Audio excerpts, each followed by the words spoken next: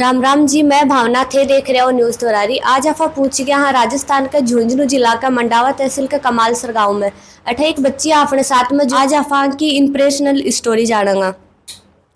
राम राम। राम राम। नाम बताओ, थारो नाम क्या? प्राची। अच्छा, प्राची। मतलब फैमिली में कौन कौन है पहले आप मैंने?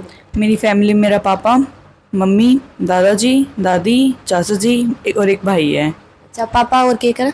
पापा सरकारी टीचर है, मम्मी भी संविदा पे है और दादा दादी खेत को काम कर रहे हैं। डिसीज़न तो 10th को रिज़ल्ट आ चुको, परसेंटेज भी काफ़ी अच्छा, तो आगे कुछ तैयारी के लिए भेज रहा सब। तो मामा जी और चाचू जी भी और एक तो रिश्तेदार भी कहो कि इंजीनियरिंग करनी ज़्यादा अच्छी, क्योंकि बायोलॉजी में मेरे को ज़्यादा इंटरेस्ट हो को नहीं, तो मैथ्स में ही इंटरेस्ट हो, तो आगे मैथ्स के अंदर इंजीनियरिंग काफ़ी अच्छा स्कोप बता रहा, IIT JEE वगैरह। तो इसलिए मन सीकर में मतलब फाउंडेशन के लिए भेजो फिर तैयारी के लिए। जहाँ बाकी कोचिंग में भी है, लेकिन मैट्रिक्स का अंदर परसेंटेज ऑफ मतलब सिलेक्शन वो काफ़ी ज़्यादा है। बच्चा रैंक भले ही थोड़ी नीचे हो, बट सिलेक्शन सबको ही लगभग हो जाए। और बात करना और बाकी कोचिंग की, हाँ कुछ कुछ सिलेक्ट होंगी। मैट्रिक्स मैं मतलब कुछ रिश्तेदारा का भी बच्चा, कुछ फ्रेंड्स भी सजेस्ट करो कि मैट्रिक्स बेस्ट है। अब कोटा है, बट कोटा काफ़ी दूर पड़ जाए, तो अपना आसपास सिक्कर ही है, और सिक्कर में मैट्रिक्स ही बेस्ट है। तो आपने गाँव परिवार से भी कोई कोई की सिलेक्शन? हाँ, गांव में है एक चाचा जी की बेटी है, एक उनका NIT में हुआ है सिलेक्शन। तो स्टार्टिंग में क्या क्या चैलेंज आया? स्टार्टिंग में एक तो थोड़ा लेट गए थे हम लोग, जैसे जून में क्लासेस स्टार्ट हुई मेरी, उसके बाद होमवर्क ज़्यादा मिल रहा है रोज़। तो स्कूल से जैसे ही कोचिंग के माहौल में आता है ना, एक प्रेशर सा फील करता है बच्चा। बट मम्मी पापा साथ में थे, तो वैसा कुछ दिक्कत हुआ नहीं, मतलब हॉस्टल वाली सी तो हो गया। मतलब मैंने 11th में थोड़ा प्रेशर रहा, बट 12th में हो गए मैंने सारा। तो डेली को शेड्यूल क्या रहता? डेली का शेड्यूल ये है कि कोचिंग जाओ, वहाँ पे लगभग 6 घंटे क्लासेस होती, 3 क्लासेस। फिर घर पे आओ, थोड़ा रेस्ट किया, मतलब मेरी 11th में शाम को क्लासेस थी, तो रेस्ट किया थोड़ा, मतलब 11-12 बजे तक पढ़ती थी मैं। फिर सुबह उठ के लगभग 6 बजे, और फिर पूरा दिन पढ़ना। मेरा 1 बजे से कोचिंग टाइम था, तो मैं लगभग 12:30 तैयार होती, 1:45 निकल जाती थी मैं। फिर शाम को लगभग 7:30-8 बजे घर पहुँचती। ये शेड्यूल था, जितना कोचिंग में चल रहा है उतना ठीक है, घर पे आके थोड़ा रेस्ट किया और वापस उन्हीं में लग जाओ। होमवर्क मिलता था इतना कि और कुछ करने का टाइम ही नहीं मिल रहा था। अच्छा, डेली अप डाउन रहता था ना? डेली अप डाउन रहता था। फिर 12th में सुबह की क्लासेस हो गई, तो शाम को आते मेरे को मतलब दिन में नींद नहीं आती थी, तो दिन में वैसे पढ़ लिया पूरा दिन। फिर शाम को रात को सो जाती थी मैं 11-12 बजे, और सुबह फिर से 5-6 बजे उठना। तो जब रिजल्ट आया तब आप कटा, और जो रिजल्ट आया जाना, मतलब मन के अंदर एक डर को नहीं होगी कि सिलेक्शन होगा को नहीं होगा, या फिर क्रैक कर लेंगी मैं? नहीं, ये तो था कि सिलेक्शन हो जाएगा, बट रैंक का थोड़ा था कि रैंक सही आनी चाहिए। इतनी रैंक का था नहीं, मतलब मेरा अलग ये था ऑल इंडिया 10,000 अंडर 10,000 हो जाएगी, और OBC में था, मैटर करता है। ऑल इंडिया फिर भी कम, क्योंकि कैटेगरी वाइज भी थोड़ा मतलब मिल जाता है, छूट मिल जाती है सबको। इतनी रैंक की नहीं थी आज, बट अच्छा, तो कब लाग्यो कि मैं मतलब ये टाइम में कर लूँगी क्रैक? पेपर देने के बाद, पहला पेपर हुआ था, उसके बाद लग रहा था कि हाँ दूसरा भी ऐसा ही हो जाए, हाँ हो जाएगा। तो जो अभी मतलब क्या बोलना चाहोगा, मान लो कोई बच्चा इंजीनियर बनना चाहो तो बिन थे क्या सजेस्ट करना चाहोगा? सजेशन तो यही है कि बस जो मतलब लगे रहना है काम में। बाकी ये अगर एक दिन भी छुट्टी हो रही है ना, तो वो आगे बैकलॉग बनेगा आपका। एक दिन अगर काम नहीं हुआ ना, तो वो दूसरे तीसरे दिन समझ में आएगा कि वो तब कर लेना चाहिए था, और फिर आगे प्रॉब्लम हो सकती है। कोचिंग ही मैट्रिक्स बटा को एक्सपीरियंस क्या करियो? मैट्रिक्स का एक्सपीरियंस सच में बहुत अच्छा था। मतलब वहाँ पे सारा सिस्टम एकदम मैनेज था। हमें टाइम पे DPPs मिलती थी, टाइम पे शीट, टाइम पे होमवर्क, टाइम पे वो डिस्कशन होता था, टेस्ट वगैरह होते थे। और लास्ट में तो एडवांस के इतने टेस्ट हुए कि ऐसा लग रहा था ये भी हम नॉर्मल कोचिंग वाला पेपर ही है। इवन कोचिंग वाले पेपर रियल एग्जाम से टफ देते थे हमें। उनको पेपर्स, कोचिंग वाले पेपर्स को देख के लग रहा था ऐसा अगर पेपर आ गया तो कुछ नहीं होने वाला। मतलब स्टार्टिंग में डर था ना? स्टार्टिंग में डर था, जो बाद में पेपर देने के बाद में हो गया कि हाँ कर लूंगी मैं इस बार तो? हाँ, पेपर देने के बाद हो गया था। प्राची, स्टार्टिंग को बताओ थे कौन कौन सी स्कूल से करी, क्या को के योगदान रियो टीचर्स वगैरह को? मैम स्टार्टिंग से बात कराना, 12th तक तो मैंने लगा लगभग हर साल स्कूल ही चेंज हो रही है मेरी। मतलब फर्स्ट सेकंड थर्ड तक मेरे सरकारी में, फिर मैंने थर्ड रिपीट करवाई, CBSE में करवा रहा, तो आदर्श विद्या मंदिर से करवाई। फिर मतलब वो बस वगैरह की प्रॉब्लम हुई, तो फोर्थ में फिर से इधर सरकारी में आ गई मैं।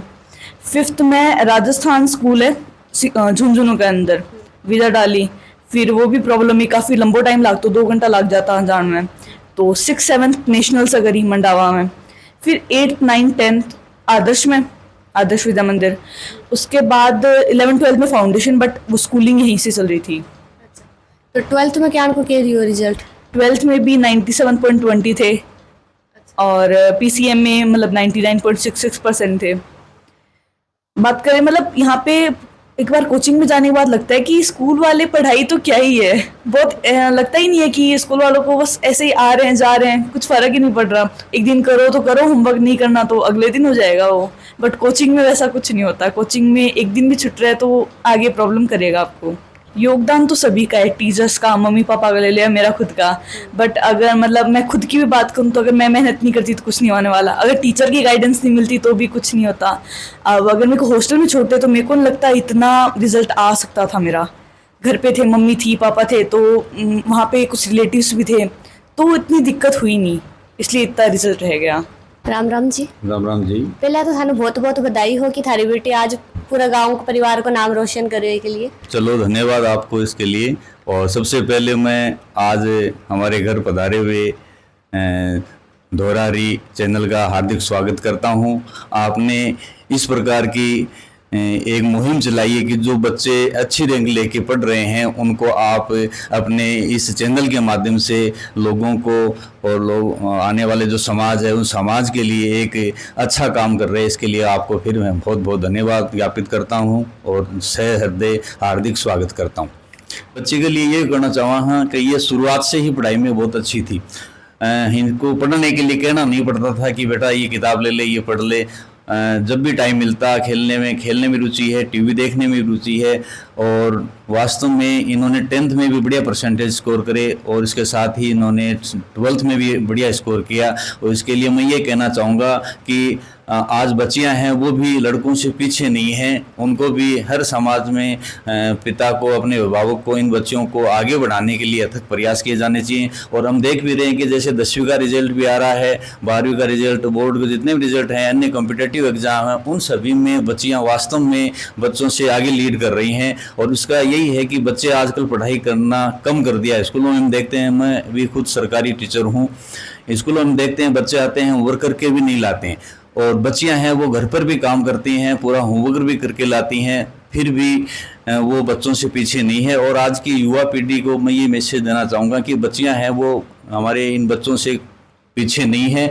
और हर क्षेत्र में ये अलग अलग क्षेत्रों की बात करें, हर क्षेत्र में आगे जा रही हैं, जैसे मिलिट्री हो, चाहे एजुकेशन हो। आज समाज का ये जो बढ़ता हुआ क्रेज जिसमें बच्चियां हैं वो बहुत अच्छा रोल निभा रही हैं, अदा कर रही हैं। इन बच्चियों के लिए जैसे हम पढ़ रहे हैं कि अभियान भी चलाया गया है, बेटी बचाओ बेटी पढ़ाओ। तो बेटी बचाओ बेटी पढ़ाओ के तहत ये लड़कियां बहुत कुछ हैं वो अच्छा कर रही हैं। और मैं यही समाज को आपके चैनल के माध्यम से संदेश देना चाहता हूं कि लड़कियां हैं वो हमारी पीछे नहीं हैं, इन्हें अच्छा वातावरण दें ताकि ये भी अपने भविष्य को संवार सके और आने वाले जो समाज है उसको अच्छी दिशा में ले जा सके। यही मैं कहना चाहूँगा। टोटल कितना बच्चा था? मेरे बड़ी लड़की है और इससे छोटा एक लड़का है। अच्छा, ये है और एक और भाई है इसके, तो उसका आईक्यू लेवल भी इतना ही है? उसका आईक्यू लेवल इससे थोड़ा कम है। अभी मैंने आपको बताया कि लड़के थोड़ा सा पढ़ाई में क्या है कि कम पढ़ते हैं, हालांकि इतना वो टाइम भी नहीं देता, किताब उसके पास कम बैठना चाहता है।